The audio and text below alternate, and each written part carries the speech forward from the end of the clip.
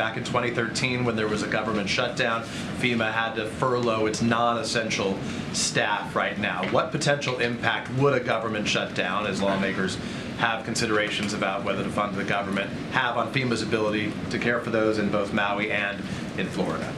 I mean, we always want to take account to what our personnel are doing and how rents.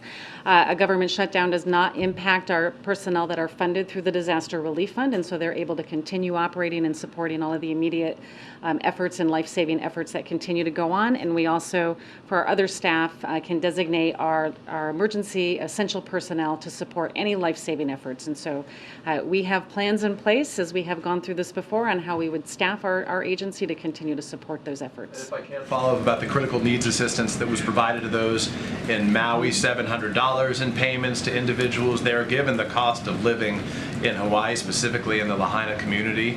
Is anything being done right now? Are there considerations or efforts being made to try to raise that cap, that $700 figure for those who are there? Yeah, the $700 figure of critical needs assistance is really just that amount of funding for some of the very immediate needs that individuals have. Every year, the main part of our assistance, which is our individual and household program, adjusts annually based on inflation. This year, it's $41,000 of a cap that individuals can get. That will get raised after the fiscal year. I don't know what that number is yet, but we do adjust that main portion of the funding that goes to individuals annually based on inflation.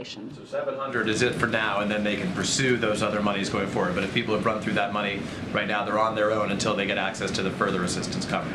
Yeah, and we already have, I think it was 12,000 individuals that registered for assistance in Maui, and somewhere over $15 million that's out on the street. That number could be higher right now from that other program. There's still a lot of questions among officials in Maui and Lahaina and across Hawaii about who was in charge in the hours as the fires burned and then the hours after. You're a veteran local emergency management official, state emergency management official now at the federal level.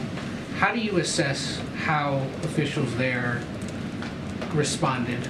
Are there lessons to be learned perhaps for other communities?